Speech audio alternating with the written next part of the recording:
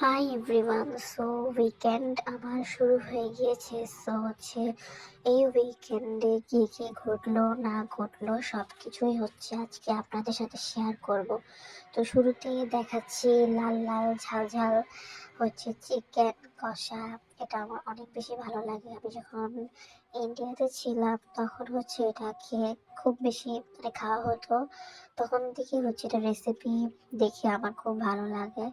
তো আমি আমার বেবির জন্য রান্না করতেছিলাম। তো এই পিসগুলো ও খেতে পারে না, তাই ওগুলো আমি রান্না করে ফেললাম। তো এখন ওর জন্য নুডলস রান্না করব। কারণ এই চিকেনটা অনেক বেশি পুরানো হয়ে গেছে, তাই ভাবলাম যে এটা ফেলে না দিয়ে এটা দিয়ে রুটি দিয়ে খাওয়া যাবে, তাই করলাম। তো আমি রান্না করে ফেললাম। তো রান্না করা শেষ। তো এটা নেক্সট ডে। তো আমার বড় ভাবি খুব বেশি অসুস্থ হয়ে যায়। তো উনি খুবই ওনার কাশি ছিল। তো উনি যেতে চায় না, ওনার বাচ্চারা ছোট থাকে। তো উনি ওনার বাচ্চাদের খুব বেশি টেক কেয়ার করতে করতে উনি ওনার নিজের টেক কেয়ার করতে একদমই খুবই গাফলতি করে। আর উনি এত বেশি কাশি ওনার হচ্ছিল যে উনি মানে দম বন্ধ হয়ে যাবে এমন একটা অবস্থা, তবুও উনি যেতে চাচ্ছিল না। কিন্তু আমি ওনাকে জোর করে বলে যে না, আপনার যেতেই হবে। তো যাই হোক, আমরা খুব মিলেমিশে থাকার ট্রাই করি। ইনশাল্লাহ আমরা আজকে প্রায় 5-6 বছর হয়ে গিয়েছে ওনার সাথে আমার কখনো সেরকম কোনো ঝগড়াঝাটি হয়নি। আর আমরা একসাথেই থাকি, জয়েন্ট ফ্যামিলিতেই থাকি। আমাদের কখনো এরকম কোনো সমস্যা হয় নাই। তো ইনশাল্লাহ নেক্সট ডে হবেও না, আশা করি। তো যাই হোক, যখনই কেউ না কেউ বিপদে পড়ে আমরা একজন আরেকজনের পাশে সবসময় থাকি। এটাই জয়েন্ট ফ্যামিলির একটা বেনিফিট। তো আমি যখন সিক হই বা কোনো সমস্যায় পড়ি, উনি সবসময় আমার সাথে থাকে, হেল্প করে এবং অনেক বেশি আদর করে আমাকে।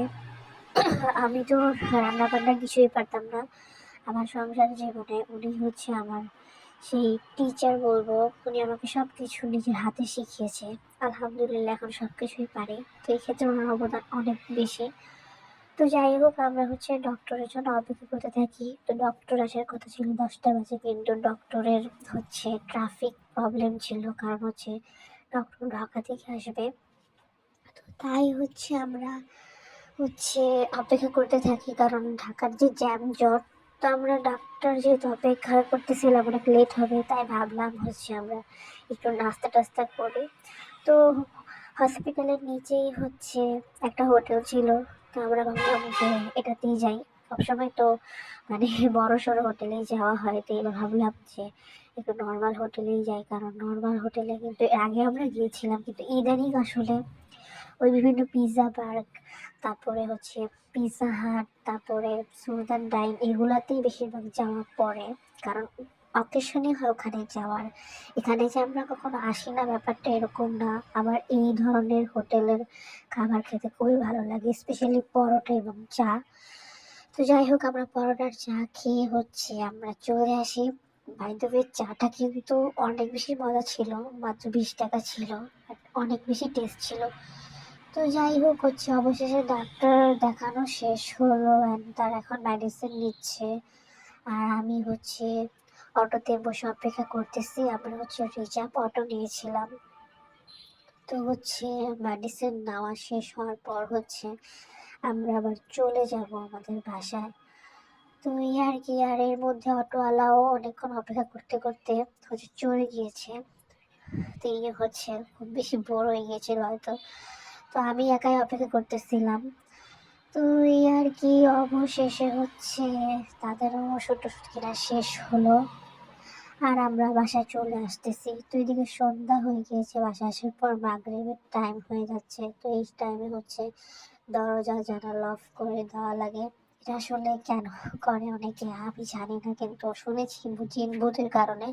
বাট আমার আসলে জিন ভূতের বিষয়টা না, আমি মনে করি যে দরজা জানালা সুন্দর অফ করাই ভালো। কারণ যে পরিমাণ মশা মানে তো মশা পোকার যন্ত্রণা আসলে থাকাই যায় না।